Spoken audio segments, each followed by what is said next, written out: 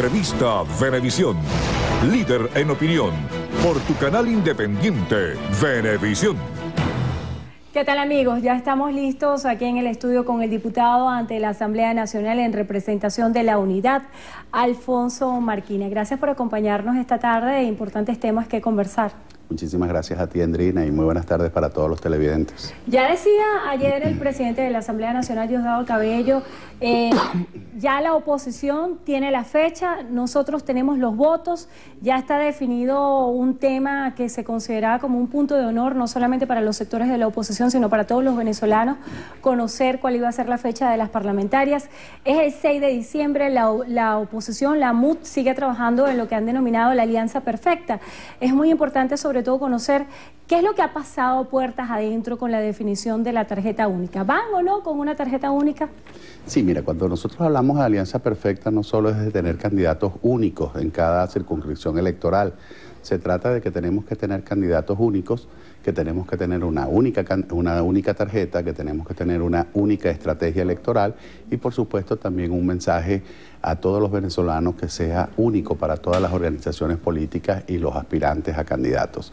Así que en este momento ya tenemos las candidaturas únicas, unas electas por primarias, otras electas por consensos que imponen sacrificios a muchas personas y que en algún momento algunos han sido favorecidos con esos consensos y han salido muy bien electoralmente y que lamentablemente en otros casos, cuando no son favorecidos con los consensos, tratan de satanizarse. Yo creo que lo importante es que entendamos que Venezuela está viviendo una situación política de emergencia muy difícil, quizás la más difícil de toda nuestra historia, y que eso nos impone tener también medidas o decisiones que de alguna manera sean también, que se correspondan con esa realidad que estamos viviendo. Así que el hecho mismo de que exista la Mesa de la Unidad Democrática es el reconocimiento de la peor crisis económica, política y sobre todo social que ha vivido Venezuela.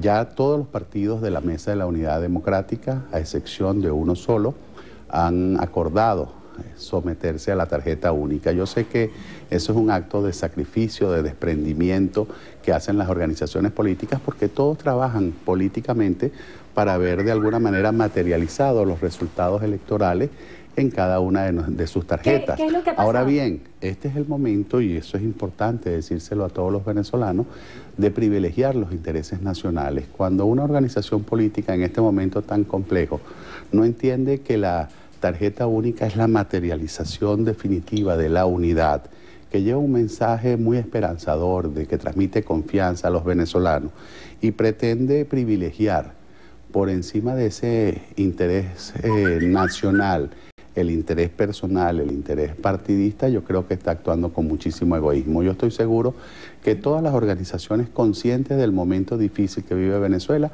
vamos a terminar apoyando la tarjeta única para darle ese mensaje de unidad, de confianza que hoy nos está pidiendo el pueblo de Venezuela. Diputado, más allá del debate sobre la tarjeta única, hay un tema bien interesante y es que a esta fecha no se conocen los nombres todavía de quienes van a ser los abanderados por la oposición. Ya el día de hoy se anunciaba el presidente del Partido Socialista Unido de Venezuela que el propio día domingo, cuando finalice el proceso de primarias de la Tolda Roja, se van a conocer los nombres de los diputados. ¿Qué es lo que ha pasado? Porque ha habido esta demora por parte de la oposición para presentar los nombres. Ya decía Chugo Torrialba que en las próximas manifestaciones públicas iban a presentar los nombres de los candidatos, pero ¿por qué han tardado para definir los nombres de los abanderados? Porque mira, para nosotros la toma de decisiones es el producto del debate, de la discusión, de los acuerdos, de los consensos. Nosotros no imponemos, a diferencia de organizaciones políticas que tienen ese régimen autoritario, donde no hay debate, donde no hay discusión, sino que al mejor estilo de régimen militar se imponen las cosas. Por supuesto, el debate, el consenso toma mucho más tiempo, pero sin ninguna duda es también el que es más efectivo en cualquier sociedad democrática. Esa es la diferencia entre el capitán Diosdado Cabello y un dirigente como Chugo Torrialba, quien tiene la responsabilidad de ser el secretario ejecutivo. Esa es la diferencia de quienes actúan como gendarmes o como soldados o como personas que no opinan, que no discuten, que no se oponen a organizaciones políticas donde el debate y la discusión son herramientas permanentes para la toma de decisiones. Diputado, ahora que menciona a Diosdado Cabello, presidente de la Asamblea Nacional, me va a permitir citar algo que él decía el día de ayer. Él decía que la oposición no quiere elecciones, que quiere otra salida y que están entrampados. ¿De verdad la oposición quiere elecciones, no quiere elecciones? ¿Cuáles son las expectativas que llevan? Porque según muchos analistas, este sería el primer proceso electoral en el que el gobierno jugaría con viento en contra. Mira, yo creo que eso es lo más irracional que yo he escuchado de algún dirigente del Partido Socialista Unido. La Mesa de la Unidad Democrática ha venido más bien presionando, exigiendo que con muchísima más anterioridad se haya podido definir la fecha, el cronograma electoral. Más bien ha sido el gobierno quien ha pretendido seguir generando desconfianza en el pueblo de Venezuela, quizás con eso para motivar la abstención, desmovilizando a los venezolanos, producto de la desconfianza que el propio órgano electoral con sus actuaciones ha venido generando. Fíjate tú, ¿en qué cabeza cabe que un órgano electoral que quiera la mayor participación electoral en un proceso de tan solo un lapso de 20 días de campaña?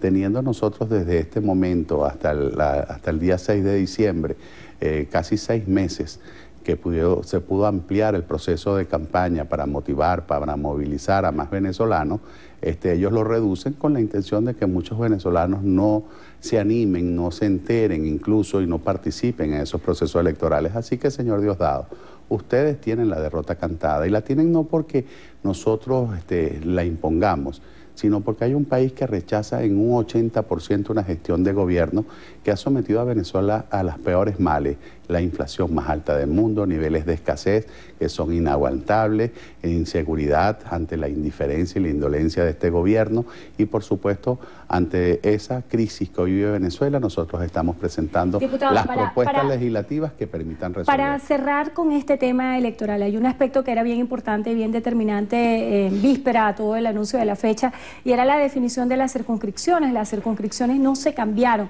¿Tienen ustedes confianza en el ente rector? ¿Tienen confianza ustedes en el Consejo Nacional Electoral? ¿Va a haber algún compromiso de reconocimiento de resultados por parte de la oposición y el oficialismo? Mira, como te decía anteriormente, es el propio ente electoral el que genera la desconfianza en él. Nosotros creemos en el pueblo de Venezuela, nosotros creemos en que podemos organizarnos para defender la voluntad popular, pero por supuesto que este Consejo Nacional Electoral permanentemente actúa con parcialidad para favorecer al gobierno, que aplica la ley para tratar de perjudicar a la oposición, pero que por el contrario es muy permisivo con el gobierno. Por ejemplo, ¿en qué cabeza cabe que un Consejo Nacional Electoral se mantenga en silencio ante la amenaza velada, o diría más bien que velada, pública, que el señor Maduro lanzó a los venezolanos diciendo que si se perdían las elecciones, aquí él se iba a ir a la calle con la gente a desconocer esos resultados electorales? Yo creo que eso demuestra que la conducta del Consejo Nacional Electoral, que no solo permite ese tipo de actuaciones, sino que permite que en cadena nacional se siga haciendo campaña electoral como se está haciendo actualmente, no solo por los candidatos a unas primarias, sino permanentemente para favorecer a los candidatos de gobierno, que se permita que se usen los recursos, los fondos públicos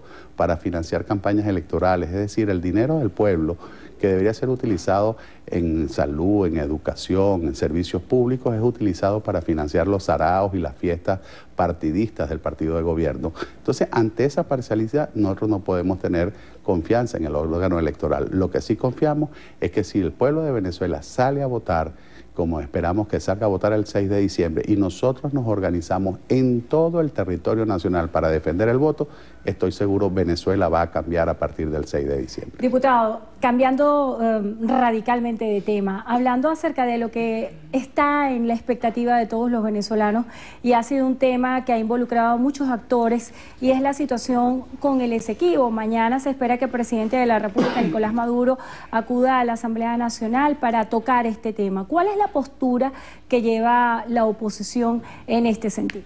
Mira, nosotros hemos sido consecuentes en ese planteamiento. En este periodo, desde el año 2010 hasta la fecha, hemos insistido permanentemente en la Asamblea Nacional, no solo en la Comisión de Política Exterior, en las comisiones de defensa, sino también en la propia plenaria, que ese tema se debatiera, que Venezuela asumiera una posición de mayor compromiso en la defensa de su territorio. Lamentablemente ha sido la actitud permisiva de este gobierno, que en los últimos 15 años ha prácticamente abandonado la defensa del territorio del Esequibo y ha permitido que Guyana siga avanzando en eso. Yo quisiera que el día de mañana el señor Maduro, por supuesto, convoque a todos los venezolanos, pero despartidizando, despolitizando un tema tan delicado como la defensa de la soberanía nacional, para que todos hagamos causa común en defender el territorio, pero también que le explique a los venezolanos cómo es que desde sus funciones de canciller él no hizo absolutamente nada cuando desde el año 2009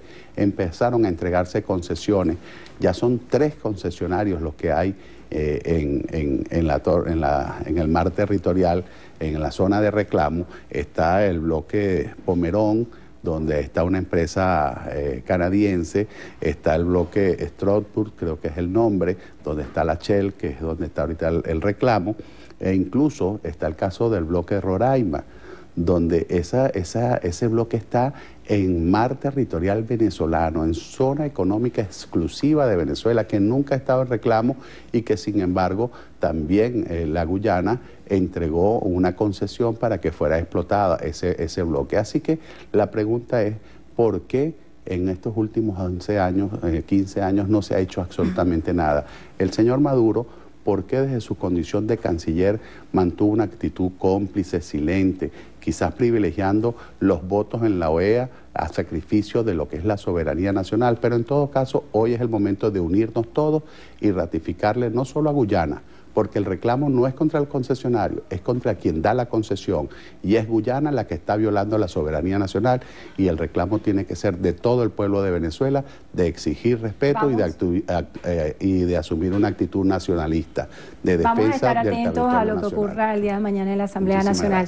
Le damos las gracias al diputado Alfonso Marquina, él es diputado ante el Parlamento en representación de la Unidad. Gracias por acompañarnos hoy en entrevista.